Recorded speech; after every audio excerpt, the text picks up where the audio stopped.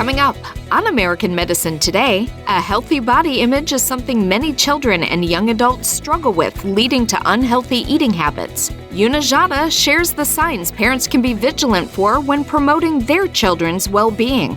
Then, business owner and family man Matt injured his back while at work. After spending decades on conservative treatments that didn't work, he finally sought out the Bonati Spine Institute and is happy to return to work and spending time with his family pain-free.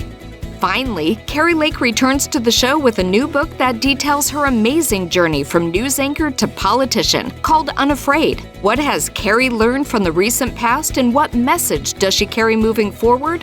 Find out coming up on American Medicine Today. Featuring cutting-edge science and medical innovation, touching personal stories of recovery from pain, along with political, social, and healthcare issues plaguing our nation. This is American Medicine Today, brought to you by the Bonati Spine Institute and Alfred Bonati, MD. Welcome to American Medicine Today. I'm Kimberly Bonati alongside Ethan Youker and world-renowned orthopedic surgeon, Dr. Alfred Bonati. So it's crucial for parents to stay vigilant about their children's well-being, including their relationship with food and their body image. And a new book is exposing the dangers of a condition called disordered eating and explains how it can often go unnoticed. Joining us to discuss is Juna Gjata, podcaster and co-author of Food, We Need to Talk. Thank you for joining us. Thank you so much for having me. Also, you killed my name. That was amazing. Killed in a good way. That's great. Yes. To start, now we've all heard of anorexia and bulimia, but disordered eating is much more complex. Can you elaborate? Sure. So I think when we think of eating disorders, anorexia is the first thing that comes into our minds because it's very, very visible to us. And it's the most well-known eating disorder, but it's actually the least prevalent. So we know what anorexia looks like, and it affects about 1% of the population at some point in their lives. And it's basically having a very bad relationship to food. So it could be, for example, restricting on a lot of days to lose weight for a certain event, and then maybe binging after the event because you were so hungry and you were restricting so much. So it's basically using food not as nourishment for your body, but as a way to manipulate your mood and or your appearance. As an undergraduate at Harvard, you fell into some sort of disorganized eating or disordered eating, I should say. Tell us your story. Yes. So I had always grown up not overweight, but always wanting to be basically 10 pounds thinner. So when I got to college, all the cool kids go out partying and doing drugs. So of course, my thing to do was go on diets. And so I started very restrictive dieting. I would eat 1,000 calories a day and I would go to the gym twice a day. And up until that point, I had never tried the gym. I grew up legally blind, so nobody had ever included me in gym class. But now that I was in college, I was like, I'm just going to go run on the treadmill like twice a day. And so it led to obviously not eating enough, exercising way too much. And then because I was literally starving my body, it led to severe binge eating. All week, I would be so good. I would eat so little. I would exercise so much. And then on the weekends, I would have so much food because I was so hungry. And so by the end of freshman year, I had gained 15 pounds. So all this dieting in the end led to weight gain. And that happened over and over and over for me in college because I was being so restricted with my food. That's the freshman 15 though, right? Isn't everyone supposed to gain like 15 pounds the first year? Definitely not healthy though. So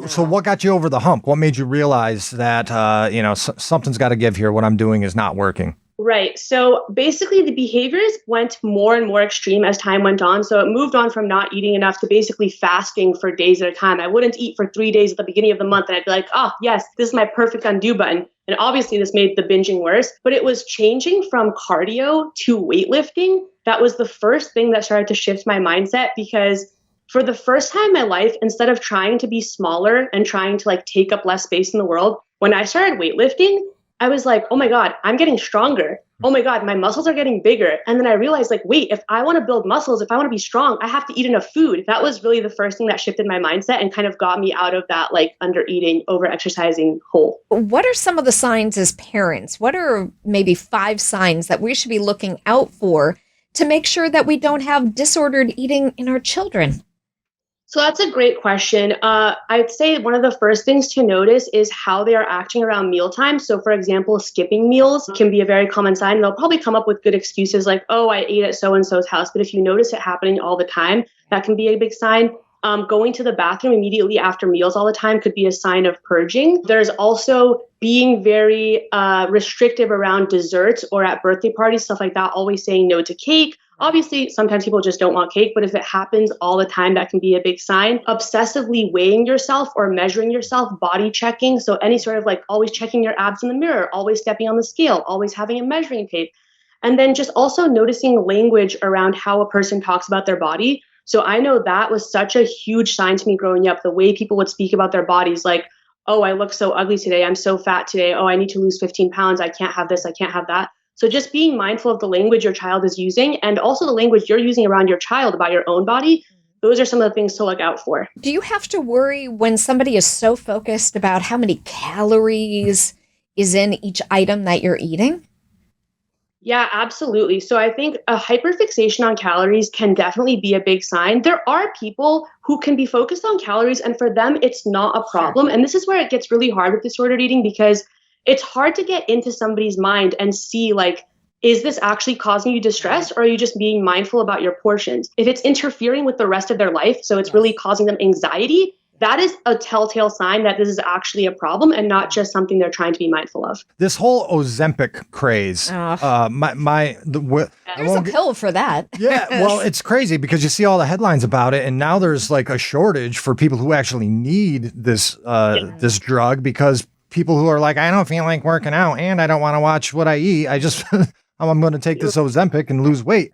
What's your take on the whole Ozempic ordeal? I think it's really tricky because there are people that actually do need these medications. And so we can't conflate those people with the people that are just using it kind of recreationally or to look a certain way. But I would say the thing that scares me about Ozempic is that if you can take a medication to lose weight, then what is the point of watching what you eat or what is the point of exercising, right? I'm afraid that it kind of promotes not really caring about health behaviors that you should be caring about regardless of whether or not you're on Ozempic. And especially when you're on Ozempic, because you're losing weight so quickly, exercise actually becomes even more important to retain your muscle mass as you lose weight. I think there are clinical applications for it, but that's something for somebody to discuss with their doctor and not something for them to try to take because they want to fit into a dress one size smaller for their wedding or whatever. And I also understand that the majority of people who have eating disorders are actually overweight, which I was just going to say, it makes sense to a degree, because obviously if you're overweight, you're like, I'm overweight, I need to do something about that. But then you have the other end of it where they're too thin and they turn into anorexics. Why is it important that the majority of people with eating disorder, disordered eating, are actually already overweight? It's kind of hard to tell if the relationship goes as in eating disorders cause people to be overweight or overweight people are more likely to have eating disorders because they're overweight. It kind of goes both ways. But I'd say one of the reasons it's so important to understand that is because we don't think that's what people with eating disorders look like. And so we ignore eating disorders when they are in people who are overweight. And knowing that the majority of people who have eating disorders are overweight is something to keep in mind when you see your friend who isn't super skinny, always eating too little at meals and asking them, are they okay? Like when I went to the doctor and I was not eating for 3 days at a time, all the time, and I had the hormones of a menopausal woman, in his words, and estrogen so low that he was afraid I would get osteoporosis at age 25. Wow. Never did he ask me, are you having problems with your food? Because I was never underweight. And so he never thought to ask, like, are you eating enough? Why would you? Because my body weight wasn't too low, right? And so being mindful of these things is so important. And I think a lot of eating disorders like binge eating and bulimia can actually really promote weight gain. So of course, anorexia does promote weight loss, but if you're constantly engaging in binge eating, weight gain is one of the biggest associated factors with binge eating. So the relationship really does go both ways. Thank you so much for being on the program, Juna Gjata, for describing this disorder, disordered eating to be specific, and how we need to keep a watchful eye on our children and just people in general. Thanks, guys. Have a good day. Make sure you stay tuned. Coming up, a story of recovery. 2 neurosurgeons couldn't figure out anything that was wrong with me or what I would need surgery for. Dr. Bonati, without even seeing me, knew I was hurting, knew they could help me. First time I came in here was Monday, and today is Thursday. I've had 2 surgeries and am doing fantastic. I'm still in shock that I can walk. That's all within 4 days. Visit askbonati.com. Matt is a business owner from Las Vegas that enjoys outdoor activities and spending time with his family. Well, I work, got a physical job. I'm an air conditioning mechanic. I own an air conditioning company. I'd be climbing ladders, crawling in attics, carrying tools.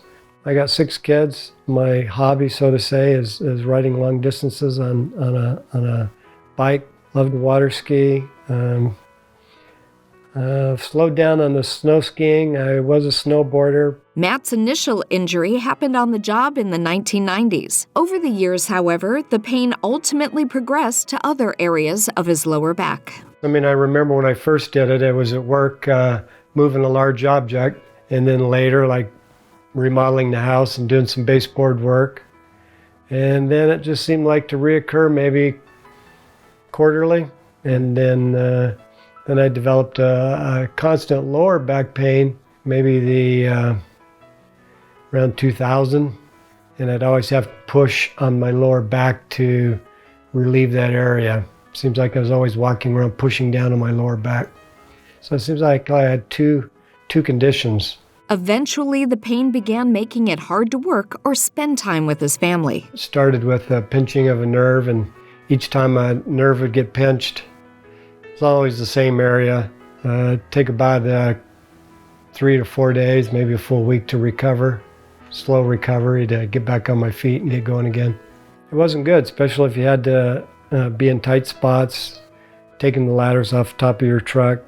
So I have employees, but still I get there and do work with them. So it slowed me down, and I was concerned of being able to provide for my family. What was I going to get to the point where I couldn't work anymore? A little embarrassing as a father and a provider for them to have to see me lay on the bed for 2 and 3 days at a time before I can even get up and move around after I'd have that reoccurring of pinching in the nerve.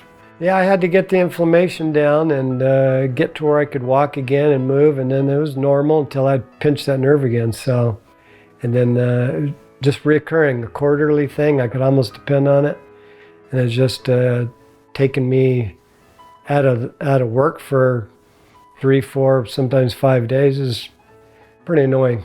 Matt used medications and other conservative treatments to get back on his feet. I would take muscle relaxers and naproxens to relieve inflammation, ice on my back, and it was like a routine for many years. Well, I started going to a chiropractor and would visit him each time I'd pinch the nerve in my back, and he would adjust me, and I eventually got some injections. The injection worked for a while, but I don't think I was going to keep going for injections. And the chiropractor just got me back to the point where I could start walking a little bit. So, but it wasn't taking care of the problem. It was just relieving me for a period of time. Realizing these therapies were only treating his symptoms and not the source of his low back pain, Matt went to see a surgeon for help. I had been to some orthopedic surgeons, and I wasn't comfortable after visiting with them, so I delayed that, and I'm glad I did because later I found the Bonati Institute. Not wanting to undergo traditional open back surgery, Matt started searching for alternatives to eliminate his low back pain. So it was like around 2011, I just couldn't. I'd been asking questions to people about back surgeries, what was the best procedure, what my chances of recovery might be. So for years I was preparing and asking questions to people, but like I say, in December or late November 2011, I pinched the nerve in my back again. I went to the computer and I just started doing internet searching, and I found the Bonati Institute. Watching the testimonials, I felt most comfortable. I just had a good feeling. So I just used my gut instinct of this was the place and the procedures that I was looking for. Made a call that day. They requested my MRIs, and I sent those to them. They felt that what I described to them, that they could help me. It was very quick. It was from the first initial contact, I think it was within 2 weeks. I was on a plane and I was there. Upon arriving at the Bonati Spine Institute, Matt was provided updated MRIs at the on-campus imaging center and a short time later met with the surgeon to discuss his customized surgical plan. Everybody's very helpful, made me feel comfortable, take you through testing the nerves to the MRI room to your diagnosis and best procedure. So I felt very comfortable during the visiting with the many doctors and assistants. So he did look at the MRIs. It was clear in showing the MRIs that I had more bone growth in one side of my spine than the other. It was very clear to see that. And so that made me feel comfortable there. And then as he described the procedure of opening up that canal to give that nerve more room to pass through. Yeah, you're looking for some confirmation. So you don't want them, you want them to tell you what's wrong, so you feel more confidence. And after consultation, they set up the surgery times. The exclusive Bonati Spine procedures are performed on an outpatient basis using conscious IV sedation, where the patient remains awake and communicating with their surgeon to ensure their source of pain is eliminated before they leave the operating table. I saw that on the testimonials and in the videos before I ever went there, and I thought that was interesting, and where you can comment on how you feel and while they're doing the procedures. I thought that was interesting.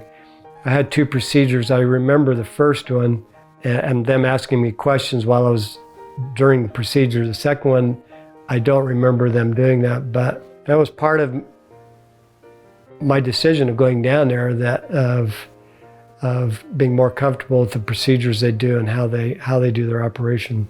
It was the decisive point of me going there.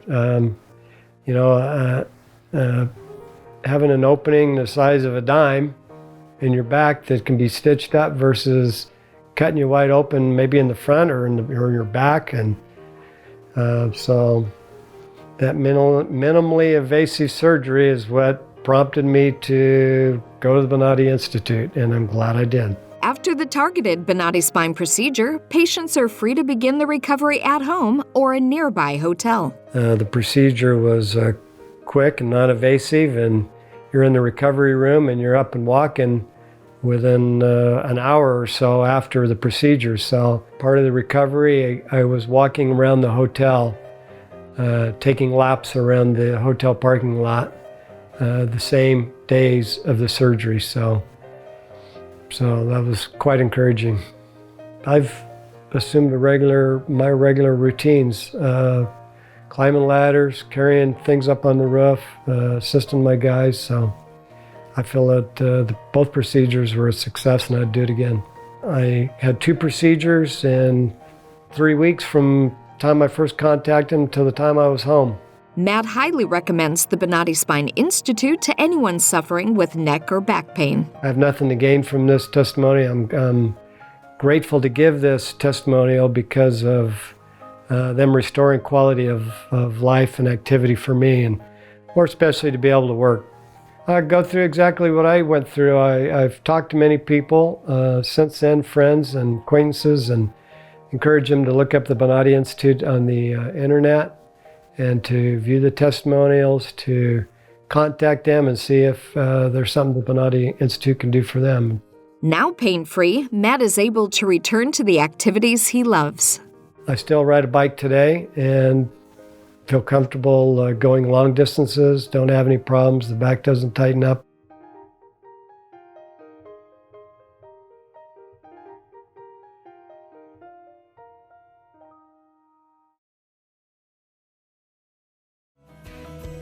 I think everybody was shocked, like, really, you had surgery today? I had a drain tube. I was at my desk doing payroll for 200 employees, worked till night, got up, went to bed. Actually, the recovery was great. I mean, I really immediately felt the difference. I was able to go back to work within a couple of days. The progress after each procedure was amazingly good. The recovery all told has been phenomenal. 6 days after surgery, I was back in the gym, slowly but surely working my way back to fighting. 6 days, and everybody was in awe. Like, didn't you just get out of surgery? I'm like, yeah, I feel great. Bowling with everybody, and I'm in the advanced class. First time I came in here was Monday, and today is Thursday. I've had 2 surgeries and am doing fantastic. I'm still in shock that I can walk. That's all within 4 days. Bonati succeeds where others fail.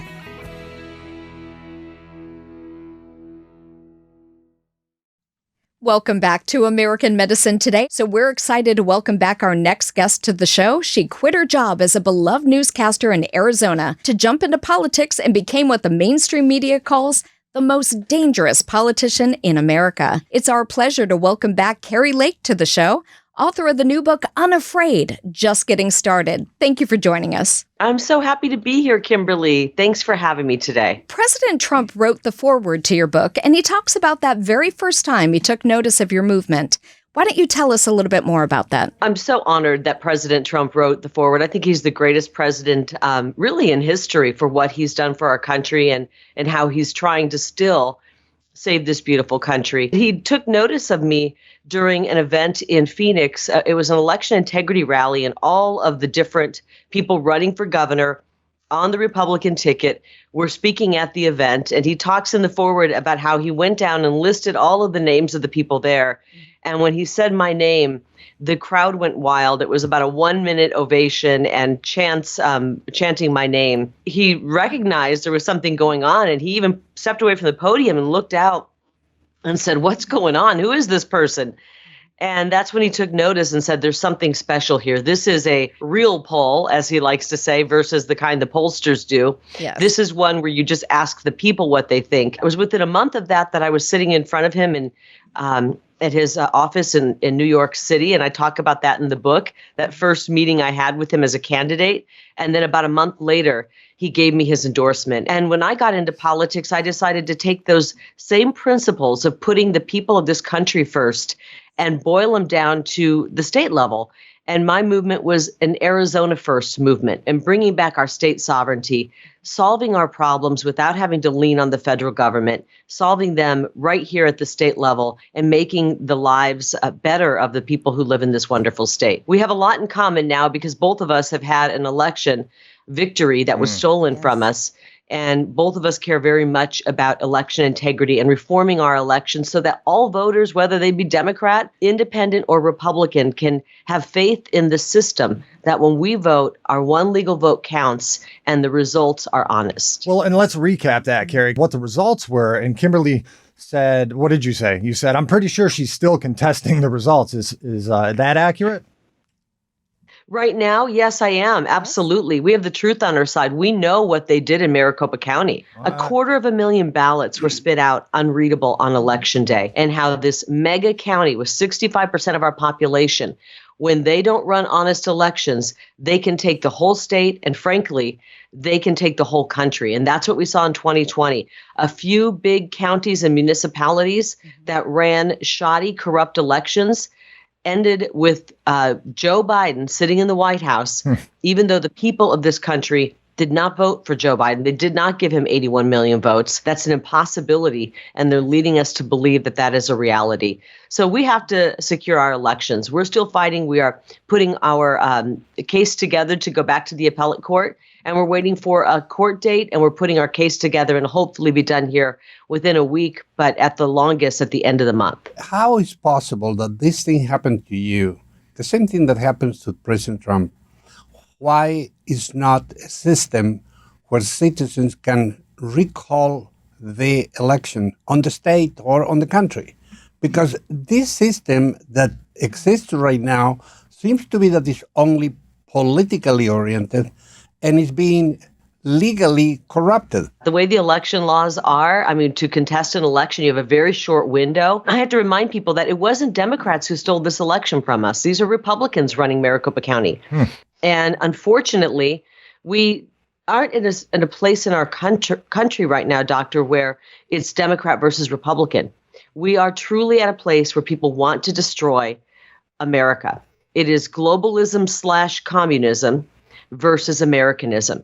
And there are Democrats and Republicans in the uniparty swamp who are pushing for this globalist takeover of America. And it's already underway to take over these election boards, to take over these election commissions, to take over county board of supervisors around the country. These are the positions that really matter when it comes to our elections. And so you may have some people on the national stage who say, wait a minute, we got to turn this around. But we're working with a bunch of different localities and municipalities that are corrupt, that are running things, unfortunately, in a way where our elections have gotten so confusing that it's hard to kind of pull apart and realize where the fraud is. We've managed to do that in our case, and we're trying to get it out to the American people. But I will never concede. I will never concede this election. We know we won, and we won in a landslide, and the people of Arizona know it. And the criminals, frankly, that the frauds that are sitting in our state government, like Katie Hobbs and Chris Mays and Adrian Fontes, they all know they did not win this election, and they've taken over our government. The guy in charge of our elections now, Adrian Fontes, is a cartel lawyer.